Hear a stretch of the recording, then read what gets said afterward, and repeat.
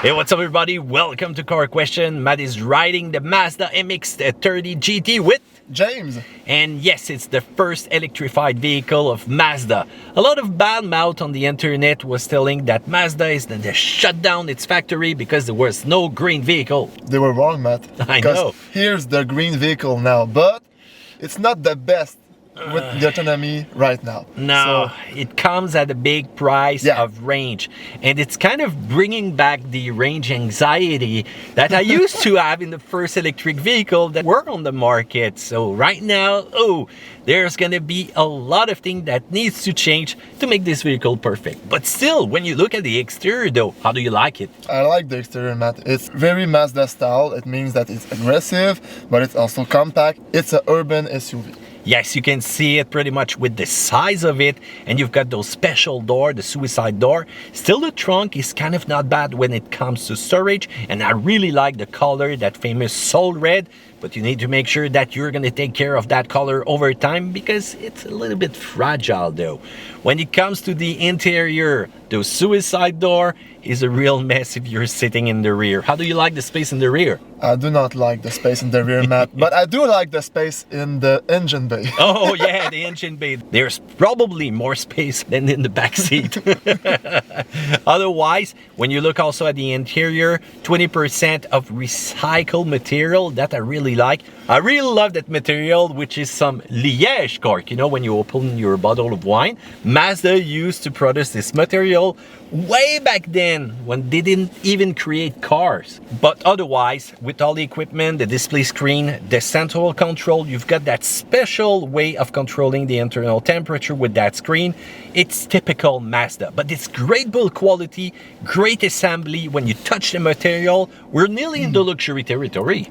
Yes, I like the feeling when I'm touching it, Matt, and it's pretty Mazda style. Yes, it's really solid. So let's talk about the engine and battery. What's inside? It's a 35.5 kilowatt battery, Matt, with 143 horsepower and 200 pound-foot of torque. So it's not really bad, but it's really low when you compare it to some other cars on the market. You still got that G-vectoring Mazda style technology. They've put in that e-Sky Active definition on it. So it's going to be real fun to drive the car. Acceleration is going to be kind of okay. Brake feeling is going to be fine.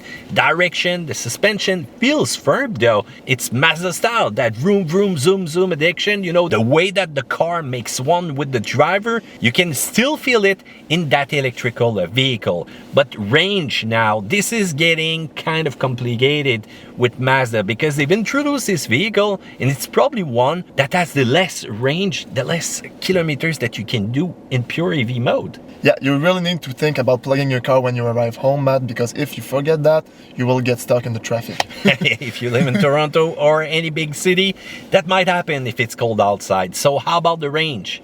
It's 161 kilometers, Matt, but as I understand, it's not what you saw. No, it's not really what I felt when I was driving the car and what I experienced.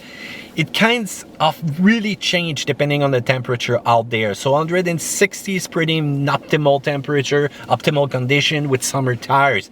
Next thing we know, I just started the car, I see 138 right there in the display. I roll and I can see those kilometers simply leaving the battery as I roll because it was cold outside and I don't like to be cold inside the car. So I'm using everything possible to be comfortable. So it will vary depending on the condition that you will have.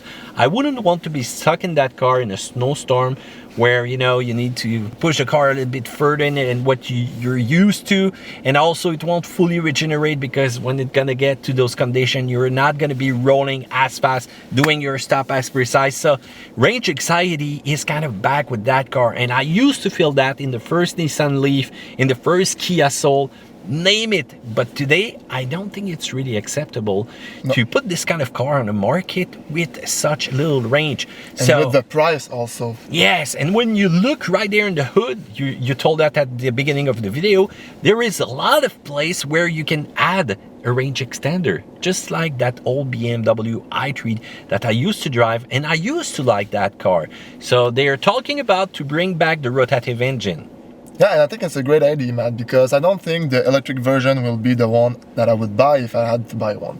Well, I'm not sure about the rotative engine though. You know, that kind of engine used to be complicated. Reliability has been kind of down in those sports cars that we have sold over time. Will it be reliable if they put that engine inside? Only the future will tell. Ah, there you go. Great answer, James.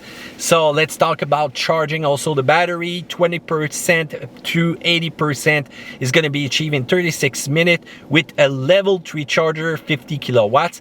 2 hours and 50 minutes with those 240 volt charging station, 30A. And if you want to live without any charging station, or you cannot have one back at home, this is the kind of car though that you could be able to live with, but don't forget to plug, because it's going to take 13 hours 40 minutes with that level 1 charging. But you know the great thing about that, you get down in your underground parking garage in your condo, and next thing you do, you don't look, you plug right there. Nobody sees. Nobody sees, and there you go, you're gonna be okay. Let's talk about price though. $44,000, $125 for the base version, and this one that we are rolling, nearly $50,000. James, what do you think about the price? That's where it tickles me a little, Matt. Because if you check the other electric cars right now, Matt, with a $5,000 range, you can have a Nissan Leaf SV, Mach-E, Kona electric, and you can have above 300 kilometers of autonomy. Yes, and that's where it really hurts right now with the Mazda. The price is kind of high for the range that you get, and there is so many great EV cars on the market right now. It's kind of booming. So is Mazda behind the parade? I think so. On the minus side, look at the place in the rear, look at the range. There is an urban vocation to this car. Otherwise, I don't see me going on a big road trip with that one. How about that lever to change the gears? You need to get used to that. And the first time that you're going to be using it, you're going to say, what's the course on that? Yeah, and if you leave the key, it's better too. Yeah, sorry, I forgot about that. That's an inside between us. So besides that, if you know about the range and you're comfortable with it, there is a lot of plus side to that car. You've got the look, you've got how solid it feels, you've got the Mazda driving style behind the wheels, you've got the quality of the interior, those eco-friendly materials. How about those lights also that are gonna light the dark? It's incredible to see also the quality of the LED lights in that car. So in conclusion, this is a first. It's not that bad, but I cannot wait to see what Mazda will have prepared for us in the future. So there you go. Feel free to tell me what you think about this car. Do a thumbs up, and James? See you another time. Subscribe. There you go. Gotcha. Take care.